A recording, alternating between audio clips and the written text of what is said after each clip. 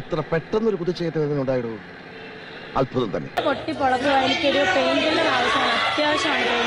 വല്ലാത്ത തലവേദന. പുറത്തിറങ്ങിയ തലവേദന മറ്റുള്ളവർക്കാ. നീ കൊട്ടേഷൻ കൊടുത്താണല്ലേ?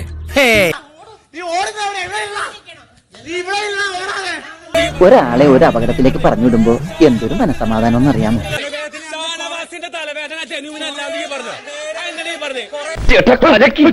Super performance. ഓ അത് ശരി, ഇതേ ഒരു കൂട്ട് കിട്ടിയെന്ന് വെച്ച് നീ ഞെളിയണ്ട. നീ നേരത്തെ പറയുന്നുണ്ടല്ലോ പ്രേക്ഷകര് നിന്നെ നെഗറ്റീവ് അടിക്കോ പോസിറ്റീവ് അടിക്കോ, എന്താ പേടിയോ? ഞാനൊരു പേടിത്തൊണ്ടനല്ലെന്നുള്ളത് കാലം തെളിയിക്കും. ഒരു പേടി അത് തന്നെ നിനക്ക് അന്തസ്സായിട്ട് കളിക്കാൻ ഇറങ്ങി. നീ ഇങ്ങനെ പിടക്കല്ലേ, അവൻ വന്ന് കയറിയില്ലുള്ളൂ. ഞാൻ വേണ്ടാന്ന് വെച്ചിട്ടാ, അല്ലെങ്കിൽ ഒറ്റയടിക്കാളുടെ കച്ചവടം ഞാൻ തീർത്തനെ. ഡോക്ടറെ ചെക്ക് ചെയ്യണം, ഡോക്ടറെ ചെക്ക് ചെയ്തിട്ട് കാദംബരി, നീ ആ ഗീർ ഒന്ന് മാറ്റി ടോപ്പിലേക്ക് തട്ട്. ഇല്ലെങ്കിൽ നിങ്ങൾ നാളെ തലവേദന എന്ന് പറഞ്ഞ് കള്ളം പറഞ്ഞ് ബിഗ് ബോസ് കഴിച്ചു പോകും. നാളെ നിങ്ങൾ കള്ളം പറഞ്ഞ് ഈ ബിഗ് ബോസ് അത് പറ്റൂല, അത് പറ്റൂല, അത് പറ്റൂല.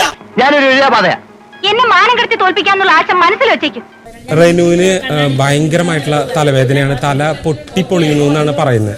എന്തോ എങ്ങനെ? Medical emergency please. ഭയങ്കരമായിട്ട് തലവേദന എന്നാണ് പറയുന്നത്. ഞാൻ ഒന്നുകൂടി മൂപ്പിക്കണേ.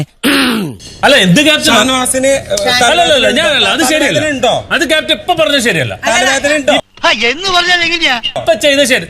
അപ്പൊ ഇത്രയും നേരം പറഞ്ഞോണ്ടിരുന്നത് എന്താ? എന്ത് നേരം കുറെ നേരമായല്ലോ പറഞ്ഞോണ്ടിരിക്കുന്നത്. 100 പേരെ ഒറ്റപ്പെടുത്തി എന്നെയൊക്കെ പറഞ്ഞാലും എനിക്ക് അങ്ങനെ ഒരു തൊള്ളി പോലും ഞാൻ താഴത്തില്ല.